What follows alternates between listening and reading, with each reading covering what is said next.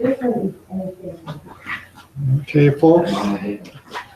Give it a few seconds here, Brad, get things a little oriented. Oh, Brad, you don't need a mic on this one. We got a mic over here on the computer here, so.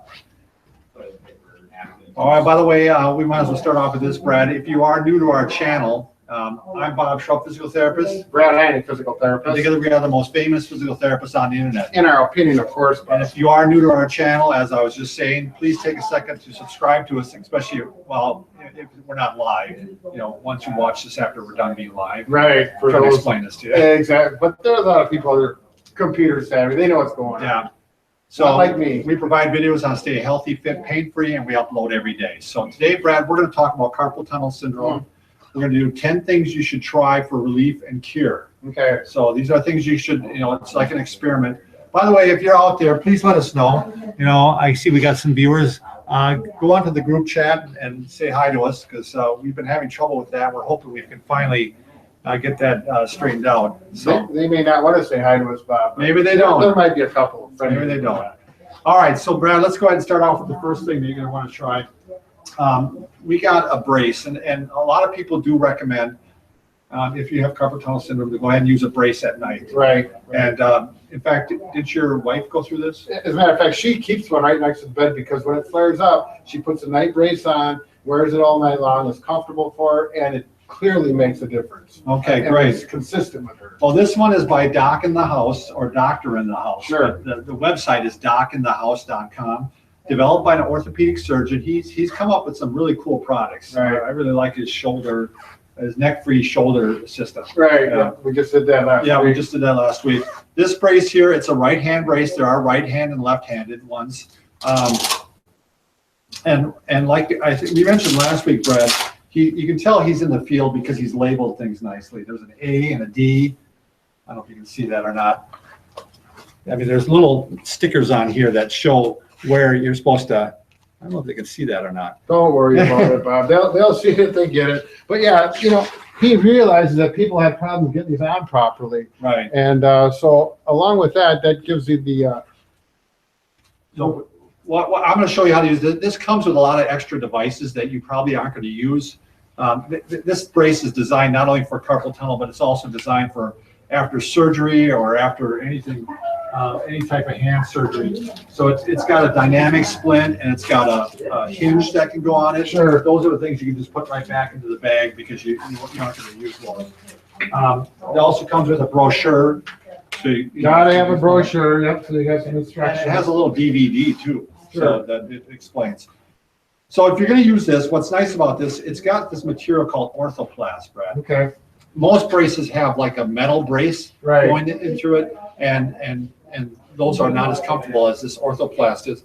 What you're going to do is you're going to first take out, open up this little Velcro strap, take out B and C, because these are for a very rigid splint. Okay, And for a carpal tunnel, you wouldn't need that. okay, that would be like for a fracture where you need to really Right, stabilize. really stabilized. So you take those out, put them in the bag, and now you're still going to have basically D on here or A. I'm not sure which. Yeah, it's A still in here. Sure. What you do is you go ahead, you put your hand. You're first going to warm it up in the microwave for a minute, Brad. Oh, really? So yeah, you That's just nice. go ahead and heat it up. Be careful when it comes out. These little plastic loops can get warm. Yeah. So you're going to slide your hand in there after you warmed it up. Strap it really tight. And to get it warm is just for comfort, is that correct? Or does it? No, it's going to mold it. Yeah. Oh, So custom. it heated up that far, and then you put your hand flat on a table and I pushed down a little bit to Right. kind of shape it, Right, shape it. and I held it for like a minute. And when I was done, it fits me really well right now. It's molded to me. It's fit for me. Right. So it's very custom made. I know some of the metal ones you take and bend. You try to bend them, right, and you're trying manually. And this is easier. It actually comes up with a better fit.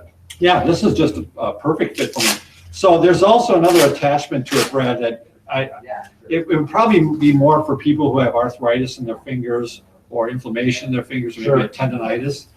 So you can take away the bar that I just molded, and you can actually put on this T-piece, or what else did they call it? Night resting piece.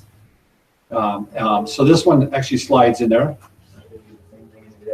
It's at the top of the thing here, and you can actually Velcro it on, and then you can slide your hand back in there. And I molded this already for me, Brad. Sure, I heated it up in the microwave, and you can actually use the Velcro straps to hold that in place. So that's helping to extend the fingers. Yeah, keeps the fingers so you're not bending them all night. It keeps them straight, Right. especially again if you have arthritis. This is one you can wear all day too, Brad. Sure. If it fits right. So, and again, you can put it in the microwave and mold it the same way again, strap it up, and it works out really well for that. So it's a brace with multiple uses. It is. Carpal tunnel being one of them.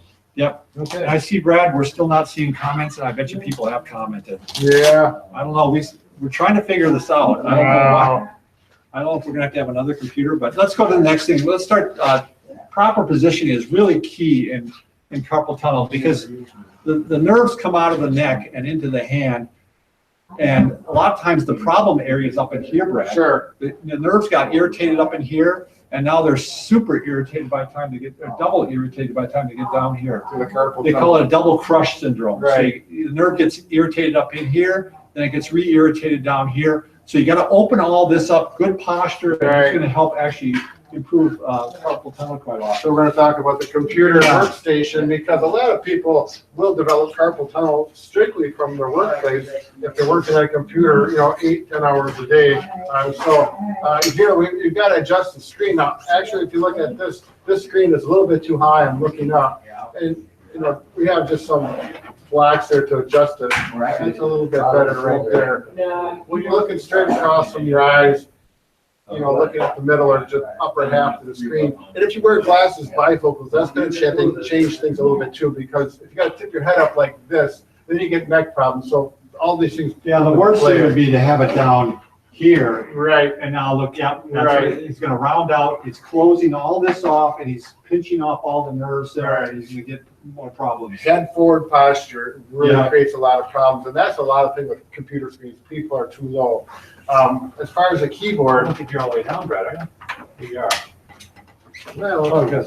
yeah, I guess you are. Yep. I guess you are. Sorry. Okay, and the keyboard, the lower the keyboard, the better. As a matter of fact, if you do a keyboard on your lap, that can actually be recommended, because then you're really opening up the blood flow through the elbows and the wrist, and you get your wrist in a neutral position. Yeah, you want the forearm to be at level or below level. Sure. So, here is level, there is below level. Right. So this should even be a little bit lower for you, or your seat should be a little higher. Exactly. So if I was up here, that's where we're on. So if I had an adjustable, nice office chair, which I'm not using right now, you just simply go up a few inches with it to get hands here. And the same with the mouse. The mouse has to be at that same level Yeah, too. Lower level. Exactly. These are really crucial things. I mean, especially you work on a computer, and if you have a laptop, we're going to really suggest that, if you don't just type on the keyboard of the laptop, you actually get a separate keyboard and raise up the laptop and then put the keyboard down below. Exactly. So they're two separate units. If you got, the luxury to have one of these, this is actually nice because then you can stand. This fits me quite well in a standing position with this. Yeah, this is the Flexus Spot sit stand table, and these are really nice because it's going to give you that break from being in that crunched up position. Right. Now I can stand with good posture, shoulders back. We open up the first part of the double crunch. We have good position with our wrist at the keyboard, and there we go. That's how we had to set originally. All right, why don't we keep moving here, Brad? Let's talk about let's move this out of the way now, Sure. here, and then we can actually talk about proper positioning in bed, because that's a huge issue too. If you're sleeping, and we're talking about carpal tunnel in case you just joined us, if you're lying down and squishing that arm together like this all night long, you're cutting off the flow of the nerves, you're cutting off the flow of the blood. So it's nice if you're sleeping on your back. Generally, you should have one pillow if you're on your back, because if you use two pillows, it's going to bring your head up like this. Sure. So you want to keep your head in neutral as much as possible. And if you're having trouble with both arms or just one arm, what's nice to do is actually to put a pillow underneath you like this and actually support it like this. Sure. It stops that arm from being squished up so much. If you lay on your side, let's say you want to lay on the side that gives you trouble, or both are giving you trouble, you need under your head, because that That's gonna stop your head from bending down this way or this way. It puts it right in the middle again. That neutral But we position. recommend taking another pillow, like a throw pillow. Mhm. Maybe it's a little smaller than this, but you create this canal here and you can reach right in here. And now look how I'm keeping support off. I'm not squishing everything up. Everything's kind of supported without, Right. it gives room for the arm. And you can just let the arm, lay out flat here like this Mhm. and be supported. Whatever works comfortable for you. Yeah, if you're laying on this other side, let's say that this is your affected side, and you want to lay on this side, same thing, you can lay on your side like this, and now you can take a pillow here, and you can take another, I know this takes lots of pillows, but it does work, and now this arm is supported with the 2 pillows. Right. So- It's definitely more comfortable. Yeah, it If works you out haven't really tried good. it, you'll know. Let's talk about some of the stretches, Brad. Okay. So these are the stretches you can do at your desk. Again, everything's involved in trying to open this up. So we got neck extension. Yeah. Brad's gonna pull a chair over and show you. We got chest stretch, so you can go like this, and I can stretch back and stretch the chest. The chest is going out, shoulders are going back. You can do this with your hands down as well. This gives you a little extra. And then the hallelujah stretch. You want to show that one, Brad? Like Again, this. stretching everything out, Yeah. getting everything out. You can do your arms up, arms up. Bob likes to do it up here. I like to do it down here. Whatever works good for you. Potato, Feels potato. Wrist stretches, Yeah. Brad. So wrist turn out like this, and you give a good Yeah. stretch like this. So first the wrist go down and then the And out. rotate. Down, rotate. And then we're gonna go ahead and pull the wrist back like this and give it a good stretch this way Sure, too. yep. You don't have to to, stretch really hard. It's a gentle stretch. okay. I think it's even good, Brad. It's not the worst thing to do a little self-massage Yep. on your forearms. Yeah. But sometimes this gets all tightened up in here, and the same thing, it can tighten up over the nerves. Right. So a little bit of a self-massage in the So forearms. usually it's on the palm side and just go down all that muscle belly, just below the elbow. Now, if you haven't tried this next one, this is really key too. I would try what we call nerve flossing. And Sure. This is on the median nerve. What you're gonna do is you're gonna go ahead and start off by, I'm gonna go ahead and stand up here, Brad. So you're gonna start with your arm up and you put it straight across here, okay? Mhm. And you're gonna keep your neck straight and you're just gonna work on the palms up. Sure. And you're just gonna gently work back and forth like this. So the median nerve is the one responsible for all the tingling and whatnot in the hand, Yeah. the symptoms. And this First is the stretching. thumb, first, second, and half the third finger Right. usually where you get Yep. the numbness and the pain.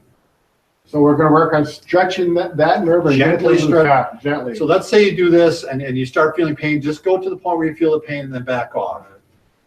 Notice the elbow is straight. Yep. First day, you're gonna do this maybe twice the first day, 10 times. Sure. Now, if that doesn't feel like much, Brad, then you can make it, you can go a little bit further. You can actually bend the neck over and then do it. Elbow straight, neck Yeah. that way, palm still is up, and then fingers to the floor. Right. Want to make it a little more even yet, Brad? Let's say Sure. you're doing that and it's doing out really quite well, and you maybe in a couple days later, they can bring the arm back even a little further. Okay. And the same thing, neck So he's over. here and he's going Yeah, back this way a little bit more, right. putting it all together. And then the final one, Brad, is actually you're going to go ahead and get against the wall. Brad's going to be my wall. On the wall. I'm going to go ahead and stretch it like this, and now I'm just going to use my neck and go back like this. This is nerve flossing of the median nerve. Can really help with carpal tunnel. We've done this with patients, and we've had some good luck with it at times. All right, Brad, why don't we show laying on, this is just a good stretch to do. Laying on the foam roller. Sure. Want to show that? You bet. This is a good posture, and again, there's so much involved with posture, with carpal tunnel that a lot of people miss, a lot of therapists do miss it, but it is a big component, and it's going to help. Yep, and that's an easy one to do because you can just lay down flat on your back and Yep. let it stretch while you're doing This it. is a tough one to do at work unless you're self-employed, but, and you have some time, but when you get home, you got some free time, some quiet time, it's a good time to let those shoulders drop back and just relax. Hands here, you can put your hands here, and you can lay out here for 5 minutes, relax and let things stretch out. It's great alignment for the back as well. Number 9, Brad, is I just really advise to avoid repetitive activities, knitting, doing repetitive squeezing like we do with like trimming bushes. Right, Uh, exactly. what else would be? If you're doing a lot with a screwdriver, you Yeah. know, mechanical type work, working with Take cordless drill. Take frequent breaks, and then you can also put heat or ice on your forearms, Mhm. and I think a lot of times heat feels really good.